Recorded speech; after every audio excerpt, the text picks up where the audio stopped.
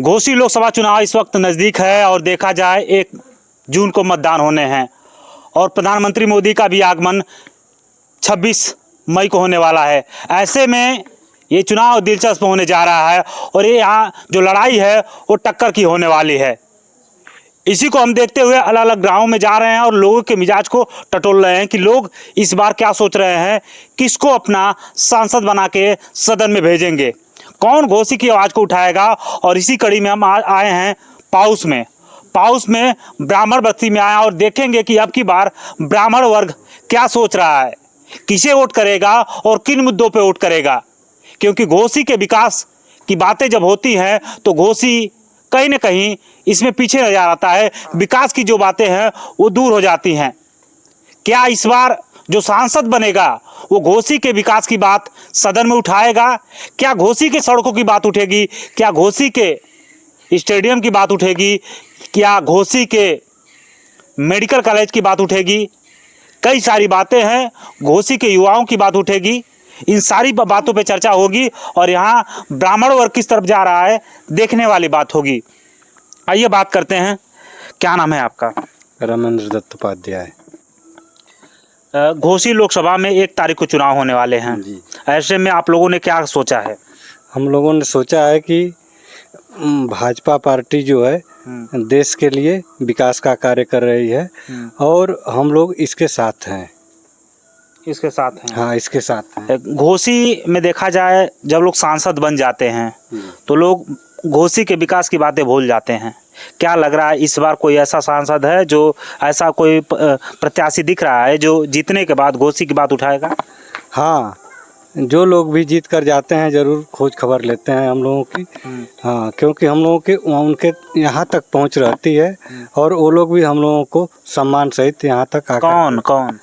वही सांसद जो है भाजपा के यहाँ से जो जीत कर गए हैं वो भी आते थे और जो इनको चुनाव से इनको भेजेंगे हम लोग ये भी आएंगे। इस समय भाजपा के एनडीए प्लस में अरविंद राजभर हैं। हाँ।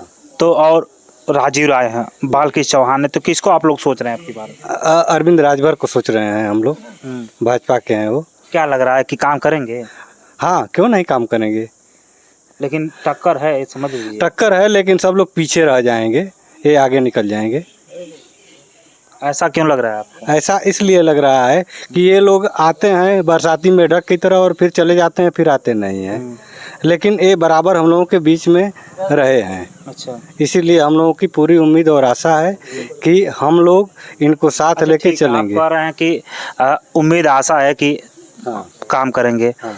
कोई बात रहेगी आप लोग की तो कौन उठाएगा आपकी बात? संतोष पांडे जी हैं जो हम लोगों के बीच रहे हैं। अच्छा। और आते रहते हैं, वो जो है हम लोग की आवाज़ उठाएंगे। कहा जाता है कि जो सुभाषपा है उसमें राजभर लोग ज़्यादा हैं और ये पार्टी लग रहा है आपको कि जीतने के बाद घोसी के विकास की बात सदन में उठाएगी? एकदम उठाएगी। अपना नाम बता दीजिए। अशोक उपाध्याय। ये आवाज़ उठाएंगे क्योंकि मोदी की बात है, इसलिए जो है सभी लोग जो है हम लोग मोदी के नाम पर जो है चुन रहे हैं इनको।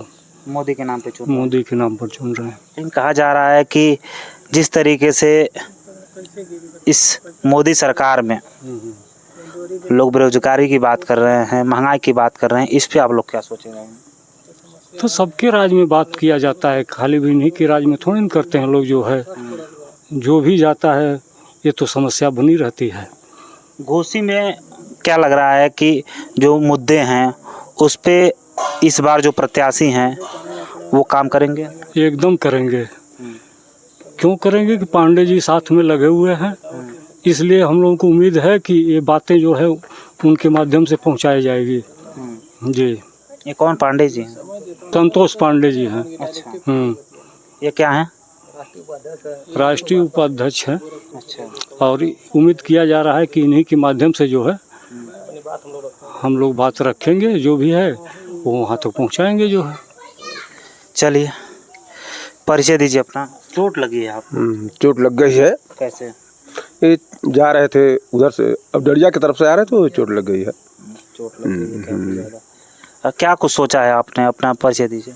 सुरेश उपाध्याय, इसमें भाजपा कार्यकारिणी में ब्लॉक के मंडल उपाध्यक्ष हैं। अच्छा, आप नेता भी हैं? नेता तो नहीं, हम कार्यकर्ता हैं। हम लोग नेता नहीं मानते हैं किसी को। अच्छा। जमीनी हो चाहे ऊपर के हो, ऊपर के राष्ट्रीय भी पदाधिकारी जो भी है अपने को कार्यकर्ता मानता है। इसमें नेता नहीं होते, पार्टी में कोई नेता नहीं होता है। हाँ, चाहे जमीनी स्तर हो चाहे ऊपरी स्तर हो। लेकिन भाजपा के द्वारा यहाँ कैंडिडेट नहीं है, अरविंद राजभर हैं, राजीव राय हैं। कहा जा रहा है यहाँ पे टक्कर बालकृष्ण चौहान, कहा जा रहा है यहाँ त्रिकोणीय लड़ाई होने वाली है। ये तो मामूली बात है। हर वर्ष जो है जब भी चुनाव होता है तो आते हैं लोग, लेकिन यह प्रश्न उठा है कि बालकृष्ण चौहान, राजीव राय और आपके अनिल राजभर जी, क्योंकि अनिल राजभर जी हम लोगों के गठबंधन से हैं। अरविंद राजभर, हाँ, पार्टी ने सोचा है कि केवल 5 सीटें दी गठबंधन को, 6 सीटों पर हमने लड़ा। और यह इसलिए दिया गया ताकि सोनभद्र में जो है मिर्ज़ापुर प्रिया पटेल को दे दिया गया, ताकि हम लोगों ने अब इसलिए दिए कि भाई इनको एक सीट दे, मांग थी कि हमको एक सीट चाहिए, एक सीट दे दिया गया। और यह हमारा सहयोग करेंगे और जगह जा करके और प्रांतों में हर जिलों में अपना ये हम लोगों का कुछ मुद्दे आप लोग को लग रहा है कि जो काम होगा इस बार काम करने के लायक कुछ है मुद्दे? हाँ, घोषी में काम होगा। जैसे सड़क है, प्रधानमंत्री द्वारा चलाई गई सारी योजनाएं हैं, ये सब कार्यक्रम होंगे। चलिए, क्या नाम है आपका? मेरा नाम विनय कुमार दुबे। अच्छा जी। दुबे जी, कहाँ जा रहे हैं आपके समाज के लोग? हमारे समाज के लोग इस समय एनडीए में जा रहे हैं और हमारे यहाँ से प्रत्याशी जो है डॉक्टर अरविंद राजभर जी, उनको हम लोग वोट करेंगे अपना। कहा जाता है कि ब्राह्मण समाज जब वोट करता है तो एक जगह करता है, लेकिन क्या आपकी बार लग रहा है कि ऐसा कुछ हो सकता है? लग रहा है कि हमारे यहाँ मतलब अपने देखने से अपने गांव की तरफ हमारे यहाँ लग रहा है कि हमारे गांव के सभी लोग मतलब जितने ब्राह्मण हैं कम से कम 60 कर ब्राह्मण हो गए यहाँ पे, और सभी लोग भाजपा की तरफ, भाजपा समर्थित प्रत्याशी जो है डॉक्टर अरविंद राजभर, छड़ी के निशान पे उनको सभी लोग वोट करेंगे। जी। ये माहौल तो यहाँ राजीव राय का भी बताया जा रहा है। माहौल तो बताएंगे सभी लोग भाई, हर पार्टियां हैं, सबका सब लोग बताएंगे, लेकिन तो चुनाव का जब नतीजा आएगा तब पता चलेगा कि क्या हो रहा है क्या नहीं हो रहा है। लेकिन हम लोगों के देखने से और जो लोग बता रहे हैं मतलब अभी कंडीशन अच्छी है इनकी, डॉक्टर अरविंद राजभर की लड़ाई इनकी अच्छी है। जी। राजभर समाज से आते हैं और कहा जाता है सुभाषपा राजभर की एक पार्टी है, माना जाता है ऐसा। तो ऐसे में लग रहा है कि आपकी बातें वहाँ तक पहुँचेंगी? जी, हमारी बातें वहाँ तक पहुँचेगी। वो हमारे समाज से भी लोग वहाँ हैं उनके पार्टी में। जैसे मान लीजिए हमारे डॉक्टर संतोष पांडे जी हैं, राष्ट्रीय उपाध्यक्ष हैं सुभाषपा के। अच्छा, ये सुभाषपा सिर्फ इसका मतलब राजभरों की पार्टी नहीं? नहीं, केवल राजभरों की पार्टी नहीं है। राजभरों की पार्टी कैसे कहेंगे, उसमें सभी वर्ग के लोग हैं, ऐसी बात नहीं केवल राजभरों की पार्टी है। अच्छा, ये तो चुनावी मुद्दे हैं, सब लोग कहते हैं ये है वो है जो भी है, लेकिन केवल राजभरों की पार्टी नहीं है। केवल राजभरों की ओर से क्या वो जीत जाएंगे? सभी लोगों की पार्टी है। सुभाषपा एनडीए से गठबंधित पार्टी इस समय चल रही है, सबका वोट मिलेगा, सभी ब्राह्मण जितने हैं सब दे रहे हैं हमारे यहाँ के, और भी जो लोग हैं सब दे रहे हैं। तो क्या लग रहा है घोसी में इस बार कौन आएगा? घोसी में इस बार डॉक्टर अरविंद राजभर आएंगे, 100% हमें लग रहा है। चलिए, तो समय बताएगा कौन आएगा। लेकिन क्या नाम है आपका? अखिलेश उपाध्याय। उपाध्याय जी, अब की बार क्या लग रहा है आपको, घोसी में कौन आने वाला है? डॉक्टर अरविंद राजभर। आप लोगों ने कसम खा लिया है कि अरविंद राजभर को ही देंगे? एकदम पक्का। ऐसा क्यों? 100%। इसलिए कि हमारे कर्मठ और जुझारू प्रत्याशी, अरे भाई हम उनके पिता को देख रहे हैं और पिता का गुण पुत्र में है। पिता भी जुझारू है। अच्छा। ओम प्रकाश राजभर जी से मेरे व्यक्तिगत संबंध रहे। हमने उनको स्टैंड किया दोरी घाट में, और आज ये अरविंद जी आए हैं, ये भी अपने पिता के गुण के अनुसार जुझारू और कर्मठ हैं। और ऐसे जुझारू और कर्मठ हमारे केंद्र में माननीय तेजस्वी ओजस्वी और कर्मठ प्रधानमंत्री माननीय नरेंद्र मोदी जी हैं, जिनके नेतृत्व में आज भारत किसी का पिछलग्गू नहीं रहा पिछली सरकारों की तरह। आज लोग भारत के पिछलग्गू बन रहे हैं, भारत की तरफ लोग देख रहे हैं आशा की निगाह से कि हमें त्राण मिलेंगे, हमें परित्राण मिलेंगे।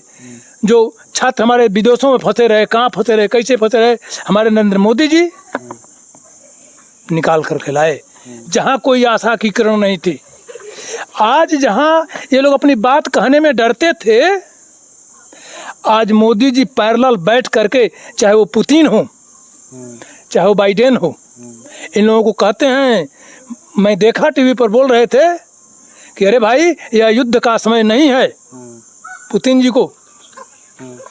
तो हमारे ऐसे कर्मठ और जुझारू, ओजस्वी और तेजस्वी प्रधानमंत्री के नेतृत्व में जो एनडीए का गठबंधन इस वक्त कह रही है कि अगर हम सत्ता में आते हैं तो 8,500 महिलाओं को देंगे। आज तक 60 सालों में इन्होंने जो किया, उनका कर आज तक क्या कर रहे थे, हम माननीय जवाहरलाल नेहरू जी के ज़माने से देख रहे हैं। आज 60 सालों तक तो इन्होंने किया, ये याद नहीं आई। आज क्यों याद आ रही है? केवल इलेक्शन के लिए आ रही है। इलेक्शन के नाम पर जनेऊ कोर्ट के ऊपर पहन कर दिखाएंगे। उनके तथाकथित जो है नेताजी जनेऊ कोर्ट के ऊपर पहन करके दिखाएंगे, अपना गोत्र दिखाएंगे, अपनी जाति दिखाएंगे, मैं यहाँ का लाल हूँ दिखाएंगे, और माँ कहेगी कि मैंने पुत्र को सौंप दिया है।